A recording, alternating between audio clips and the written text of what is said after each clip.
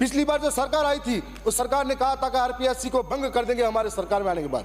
जब सरकार आने के बाद में आरपीएससी भंग करने के बाद में साथ साथ में यह भी कहा था कि हम लोग आरपीएससी भंग करने के साथ में मगरमच्छों को पकड़ेंगे, लेकिन कागज के टुकड़े भी सरकार पकड़ नहीं पाई। मगरमच्छ से तो ठीक बात है।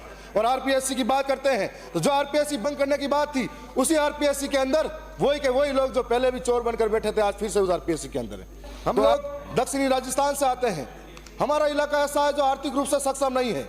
वहां पर बड़े हालात हैं जहां कोई मजदूरी करके बच्चे को पढ़ाता है तो कोई खेती बाड़ी बेच के, कोई गहने गिरवे रख के पढ़ाता है। ऐसे में जब डिग्री पूरी होती है तब उम्मीद रहती है कोई नौकरी मिलेगी, तो हर बार वो भर्ती की आस में जब लगता है कि बड़े बड़े शहरों में महंगी महंगी कोचिंग होती है उसके अंदर जाएंगे तो नौकरी लग जाएंगे, तो ऐसे उम्मीदों के साथ में अपने पिता के खेत और सारी चीजें गहने गिरवी रख के इन कोचिंगों में आते हैं।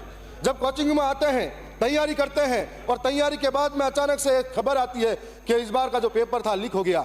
जब पेपर लीक होने की बात आ जाती है तो हमारे इलाके के जो स्टूडेंट हैं उनके सपने चूर इसलिए हो जाते हैं कि एक बार मेहनत करके वो एक बार पैसा इकट्ठा करके कोचिंग तक आ पाता है, उसके बाद आ नहीं पाता है।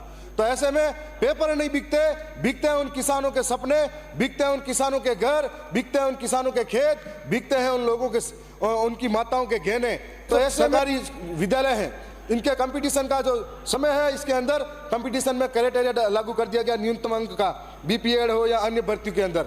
तो अन्य भर्ती के अंदर हो या बीपीएड हो, इन भर्ती के अंदर जो न्यूनतम अंक है प्रणाली है उसे कम से कम टीएसपी इलाके के लोगों के स्टूडेंट के लिए तो नहीं करना चाहिए, ताकि वो पहले से आर्थिक रूप से सक्षम नहीं होते हैं और इस कंपटीशन की दौड़ में शहरों के मुकाबले पीछे रह जाते हैं तो वो उस संभल नहीं पाते हैं। तो उनके लिए खत्म होना चाहिए। कि साथ ये भी कहना चाहूँ जो बेरोजगार हैं वो कई स्थिति से जूझ रहे हैं। हर साल राजस्थान का एक आंकड़ा है, हर साल 10 लाख नए बेरोजगार पैदा हो रहे हैं। तो सरकार के पास कोई पॉलिसी होनी चाहिए जिसके माध्यम से इनको रोजगार दिया जा सके और पेपर के अंदर जटिलता लानी चाहिए। चतुर्थ श्रेणी का पेपर है, उस पेपर को भी इतना हार्ड दिया जाता है जैसे आरएस का कोई पेपर हो, तो वो कोचिंग में मजबूर हो जाएगा। दूसरी बात, कोई कोचिंग करने के लिए बच्चा जाता है तो पहला एक करियर गाइडेंस होना चाहिए। जब कॉलेज से निकलता हो या 12वीं क्लास से निकलता हो, करियर गाइडेंस के माध्यम से उसे दिशा मिलनी चाहिए कि वो किस तरीके से किस तरफ जा सके, ताकि उसके उस दिशा के माध्यम से अपने करियर को बना पाए। और